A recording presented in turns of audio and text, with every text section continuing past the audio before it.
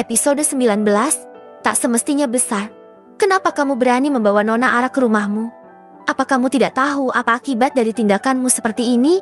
Seru David. David menatap Anton dengan tatapan tajam. Dia mendekati sopir pribadi sang calon mertuanya itu dan mencengkeram bahunya.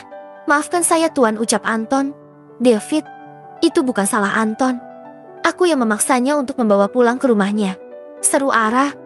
David menatap Ara sekilas lalu kembali lagi menatap pria di hadapannya ini. Benarkah itu? Tanya David pada Ara. Iya Tuan, saya hanya menuruti permintaan Nona Ara. Tidak ada maksud lain Tuan, jawab Anton masih menunduk.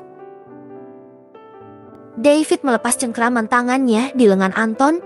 Dia menghela nafasnya kasar. David hanya takut kalau terjadi apa-apa dengan Ara. Biar bagaimanapun dia adalah adik dari calon istrinya. Ayo sebaiknya kita segera pergi ke rumah sakit untuk melihat keadaan Alvin, ucap David pada Ara. Baiklah, Anton, terima kasih ya. Bilang pada bibi aku pamit dulu, ucap Ara. Iya Nona, nanti saya sampaikan pada Mama. Maaf membuat kalian jadi khawatir, jawab Anton. Tidak Anton, itu adalah kesalahanku karena aku yang memaksamu, ucap Ara. Ayo Ara, Stella sudah menunggu kita di mobil, ucap David kemudian pergi dari rumah itu. Ara mengikuti David dan masuk ke dalam mobil. Stella yang melihat Ara dan langsung memeluk gadis itu. Kamu kenapa Ara? Jangan bertindak bodoh seperti ini, ucap Stella. Aku tidak apa-apa Stella. Tadi aku menyuruh Anton untuk mengantar ke makam Papa dan Mama. Kemudian aku hanya ingin mampir ke rumah Anton, jawab Ara merasa tidak enak. Biar bagaimanapun dia juga bersalah karena telah melibatkan Anton. Pria yang masih berusia 26 tahun itu. Ya sudah, kalau ada masalah jangan seperti ini lagi. Kamu bisa membagi ceritanya ke aku atau Mami, ucap Stella. Ara tersenyum dan mengangguk. Kemudian mereka berpelukan kembali sambil tertawa bersama meluapkan segala emosi yang mendera.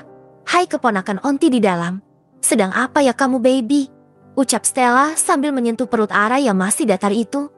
Aku lagi tidur onti, jawab Ara dengan suaranya yang dibikin seperti anak kecil. Sedangkan David hanya menyimak dari belakang kemudinya dengan tersenyum. Mobil mereka segera melaju pergi menuju ke rumah sakit di mana Alvin dirawat. Hujan sudah reda dan hanya menyisakan gerimis lembut yang jatuh dari langit. Alvin yang sudah berada di ruang perawatan hanya diberi cairan penambah daya tahan tubuh. Karena pemeriksaannya mengatakan bahwa Alvin tidak mengalami sakit.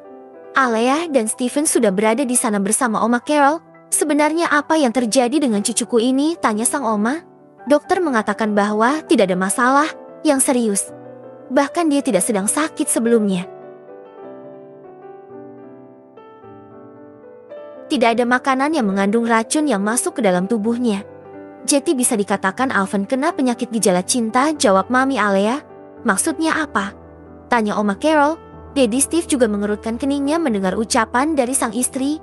Apa Oma masih belum paham kalau Alvin sedang mengalami morning sickness? Ucap Alea. Oma Carol dan Daddy Stephen melotot mendengar ucapan Mami Alea. Sedangkan Alvin hanya diam saja karena tidak tahu apa itu morning sickness.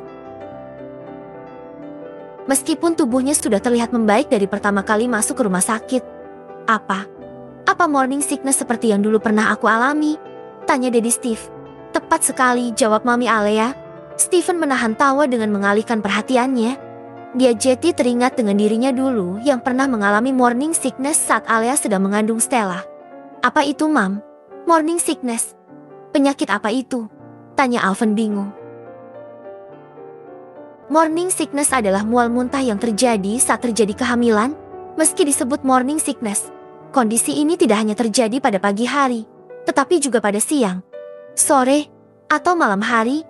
Kebanyakan ibu hamil mengalami morning sickness pada trimester pertama kehamilan, jawab Mami Alea. Tapi yang hamil bukan aku, Mam. Tak semestinya aku yang mengalami ini kan? Apakah ini sesuatu yang wajar? Ucap Alvin.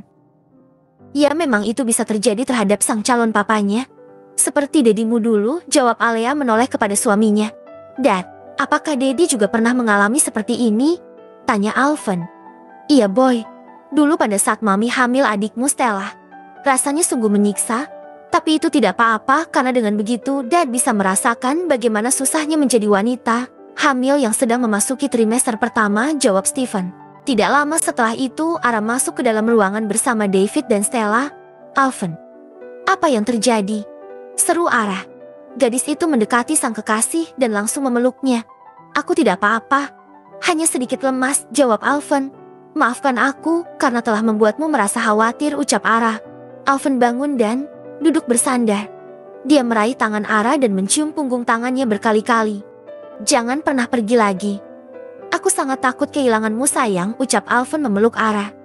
"Iya, maafkan aku juga," jawab Ara. Alvan menangkup wajah cantik gadis yang sudah membuatnya cinta selama bertahun-tahun itu tanpa bisa menatap gadis lain. Kemudian dia mencium bibir mungilnya, memangut lembut sambil membelai pipi mulus Ara.